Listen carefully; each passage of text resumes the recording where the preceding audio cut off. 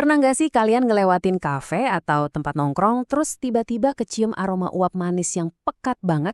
Ya, kita lagi ngomongin soal vape atau rokok elektrik.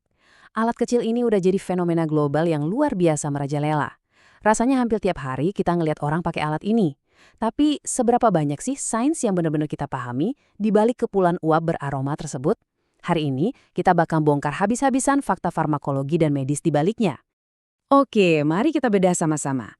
Sejak sekitar tahun 2010-an, rokok elektrik ini gencar banget dipasarkan sebagai alternatif gaya hidup yang katanya jauh lebih aman. Logika awalnya emang kedengeran masuk akal sih, karena nggak ada proses pembakaran, ya pasti lebih aman dong. Tapi pertanyaannya, apakah klaim aman ini benar-benar terbukti kalau kita taruh di bawah mikroskop medis? Nah, disinilah realita dan ekspektasi bertabrakan dengan sangat tajam. Iklan yang cerdik dan aroma buah yang enak udah bikin persepsi kuat di masyarakat kalau vaping itu kebiasaan yang bersih. Banyak yang mikir, ini kan cuma ngehirup uap air beraroma. Tapi realitas klinisnya beda jauh teman-teman. Di balik uap halus itu ada muatan bahan kimia dan tingkat toksisitas yang nggak bisa kita anggap remeh. Untuk pembahasan kali ini kita punya 6 poin utama. Pertama, mitos keamanan rokok elektrik. Kedua, kita bakal membongkar kandungan cairan vape. Ketiga, jebakan nikotin tersembunyi.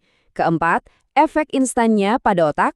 Kelima, dampak klinis jangka panjang. Dan yang keenam, ancaman serius bagi otak remaja. Kita mulai dari yang pertama, yaitu soal mitos keamanan rokok elektrik. Semuanya berawal dari satu frasa sakti ini, tanpa pembakaran. Logikanya, tanpa pembakaran berarti nggak datar. Si zat hitam lengket yang bikin hancur paru-paru itu. Ide ini luar biasa meyakinkan.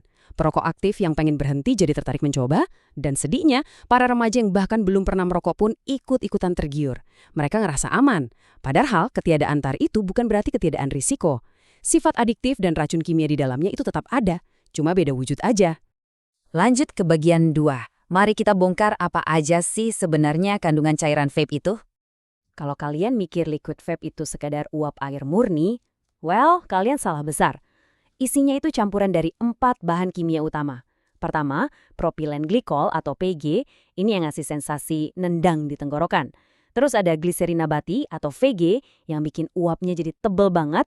Lalu ditambah perisa buatan yang sering meniru rasa permen buat nyamarin bahan kimianya. Dan pastinya ada nikotin cair dengan konsentrasi yang bisa bikin geleng-geleng kepala. Masalah beneran baru muncul waktu bahan-bahan tadi dipanasin di dalam alat. Pemanasan campuran PG dan VG dengan suhu tinggi itu menciptakan senyawa beracun baru, contohnya formaldehida, yang kita tahu bisa memicu kanker. Belum lagi soal perisanya. Beberapa perisa memang aman kalau dimakan, tapi pas dihirup, bahaya banget karena mengandung diasetil. Zat ini bisa memicu kondisi yang disebut popcorn lung, di mana saluran udara terkecil di paru-paru kalian rusak dan menyempit permanen. Ditambah lagi, ada partikel logam berat dari kumparan alat yang ikut kehirup dan perlahan ngeracunin tubuh. Sekarang kita masuk ke bagian ketiga. Ini yang paling sering nggak disadari, jebakan nikotin yang tersembunyi.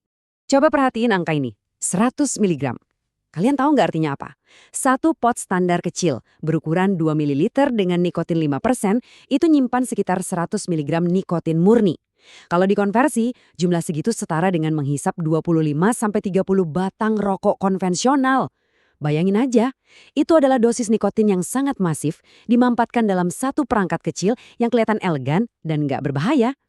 Jadi, intinya begini kalau kita bandingkan datanya. Seorang perokok konvensional yang ngabisin satu bungkus sehari, itu menyerap sekitar 20-40 mg nikotin. Tapi pengguna vape berat, mereka bisa dengan gampang ngabisin satu pot penuh sehari, yang berarti mereka menyerap sampai 100 mg nikotin. Paparan harian pengguna pot ini jauh melampaui perokok konvensional, dan parahnya mereka sering nggak sadar karena di vape itu nggak ada hitungan batang yang habis. Terus, kok bisa mereka ngehirup sebanyak itu tanpa merasa pusing berlebihan? Rahasianya ada di uapnya. Uap vape itu halus, manis, dan nggak bikin batuk kayak asap rokok tembakau yang kasar. Karena nggak bau menyengat, orang bisa terus-terusan mengisapnya di dalam ruangan sekalipun.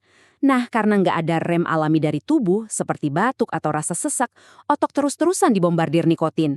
Akibatnya, toleransi tubuh terhadap nikotin meroket dengan luar biasa cepat. Bagian keempat, efek instan pada otak. Gimana sih cara kerjanya secara sains? Nah, ilustrasi ini brilian banget buat ngejelasin apa yang terjadi di dalam kepala kita. Begitu dihirup, nikotin langsung nembus paru-paru dan melesat ke otak lewat aliran darah.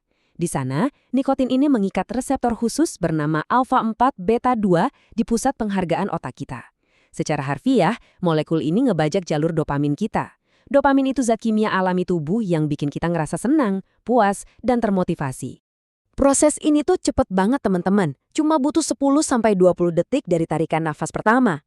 Nikotin mengunci reseptor dan ngelepasin dopamin besar-besaran. Rasanya rileks seketika. Tapi, disitulah letak jebakannya. Otak kita itu sangat adaptif. Karena stimulasi yang berlebihan, saklar rasa senang di otak kita ibaratnya jadi macet. Otak ngerespons dengan bikin lebih banyak reseptor baru yang kelaparan, yang akhirnya butuh lebih banyak nikotin cuma buat ngerasa normal. Itulah gimana siklus kecanduan secara neurobiologis terbentuk. Kita lanjut ke bagian 5, dampak klinis jangka panjang dari kebiasaan ini. Penting banget buat kita paham timeline yang terjadi di tubuh. Betul, 10-20 detik pertama efeknya adalah lonjakan dopamin. Tapi dalam hitungan jam, detak jantung kalian bakal meningkat dan tekanan darah melonjak.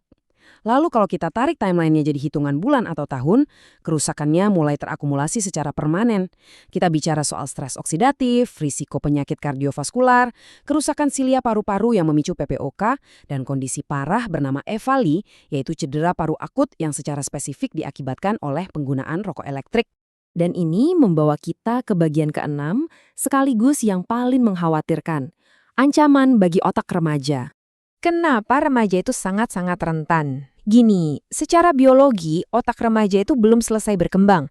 Bagian korteks prefrontal yang bertugas mengatur logika dan ngontrol impuls itu masih terus dibangun sampai usia 25 tahun. Masalahnya, reseptor di otak remaja itu jauh lebih sensitif terhadap nikotin dibanding orang dewasa.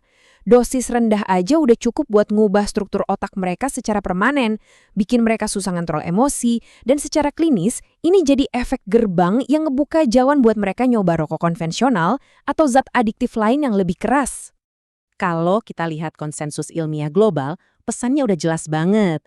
Organisasi Kesehatan Dunia (WHO) dan pakar kesehatan internasional menyimpulkan bahwa walaupun uap vape mungkin punya bahan beracun yang lebih sedikit dari rokok bakar, itu sama sekali bukan berarti alat ini aman. Vape ini bukanlah alat ajaib tanpa risiko yang bisa dipakai bebas tanpa pengawasan ketat, apalagi dipromosikan sembarangan buat anak muda. Jadi, sebelum kita selesai, coba deh kita pikirin lagi. Di balik wangi manis dan image-nya yang kekinian, ada mekanisme biologis dan kimiawi yang diam-diam merusak. Kalau kita terus menormalisasi perangkat dengan bahan kimia konsentrasi tinggi ini, layaknya aksesoris gaya hidup biasa, harga apa yang nanti harus dibayar sama sistem kesehatan kita? Pertanyaannya sekarang bukan lagi soal, ini kan cuma uap air, tapi seberapa berani kita mempertaruhkan masa depan otak dan paru-paru generasi penerus kita demi sebuah tren? Semoga pembahasan kita kali ini bisa ngasih perspektif baru buat kalian semua.